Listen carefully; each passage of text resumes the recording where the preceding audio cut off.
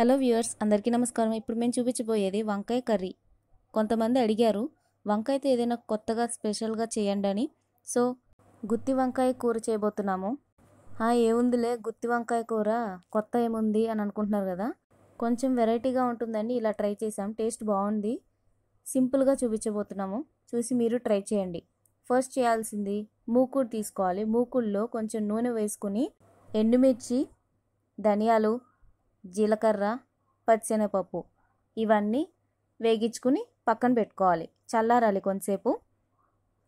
Next ఈలోగా వంకాయలు 4 పక్షాలుగా cut చేసుకుని నీళ్ళలో ఉంచుకోవాలి. నెక్స్ట్ అల్లం ముక్కలు చిన్న చిన్నగా కట్ చేసుకుని నీళ్ళలో వేసుకోవాలి. ఎండు కొబ్బరి కొంచెం పీసెస్లా కట్ చేసుకోవాలి. ఆనియన్స్ తగినన్ని తీసుకోవాలి, నీళ్ళలో వేసుకోండి. కట్ చేసుకుని మిక్సీ జార్ తీసుకోండి. మిక్సీ జార్లో మనం ఫస్ట్ వేగించేసుకున్నాం కదా, ఆ వేగించుకున్నవన్నీ ఇందులో వేసుకోవాలి. నెక్స్ట్ రుచికి సరిపడా సాల్ట్, కొంచెం పసుపు వేసుకుని ఒకసారి గ్రైండ్ చేసుకున్న తర్వాత కట్ చేసుకున్న కొబ్బరి ముక్కలు, అల్లం ముక్కలు, ఆనియన్స్ ఇవన్నీ వేసుకొని ఇలా గ్రైండ్ చేసుకోవాలి. మెత్తగా రుబ్బుకోవాలి. మెత్తగా రుబ్బుకున్నాక ఒకసారి టెస్ట్ చేసుకోండి, ముద్దలాగా రావాలి చేత్తో. ఈ వీడియో మాత్రం ఎక్కడ స్కిప్ చేయకుండా కంప్లీట్గా పూర్తిగా చూడండి, అప్పుడే మీకు పర్ఫెక్ట్గా వచ్చేస్తుంది.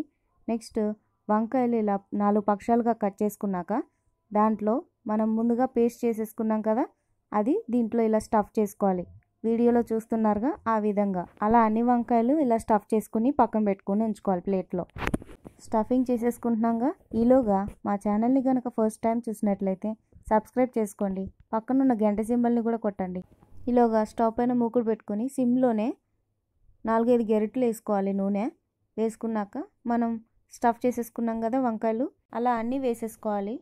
వేసేసుకుని 1 నిమిషం పాటు మూత పెట్టుకుని మళ్ళీ ఒకసారి తీయండి. మూత తీసి ఒకసారి కలపాలి. వంకాయలు కొంచెం మెత్తగా రావాలి, అలా వచ్చేంత వరకు వేగించుకోవాలి. ఇలాంటి మరిన్ని వెరైటీ రెసిపీస్ కోసం మా ఛానల్ని తప్పకుండా సబ్స్క్రైబ్ చేయండి. పక్కనుండి గంట సింబల్ కూడా ప్రెస్ చేయండి. దానివల్ల మేము ఏ వీడియోస్ పెట్టినా మీరు మిస్ అవ్వకుండా చూసేయచ్చు. నూనె ఒకవేళ తక్కువ అయితే కనుక నూనె కొంచెం వేసుకోండి. వేసుకున్నాక వంకాయలు ఒకవైపు వేగాక ఇంకోవైపు తిప్పుకోవాలి. అలా తిప్పుకుంటే టేస్ట్ చాలా బాగుంటుంది, వంకాయ బాగా ఉడుకుతుంది కాబట్టి. ఒకవేళ మనం మిక్సీ పట్టుకుని ఉంచుకున్న పేస్ట్ కనుక మిగిలితే దాని మీద అలా స్ప్రెడ్ చేసేసుకోండి. అంతే, గుత్తి వంకాయ కర్రీ రెడీ. ఈ వీడియో కనుక మీకు నచ్చినట్లయితే లైక్ చేయండి, షేర్ చేయండి. Thank you.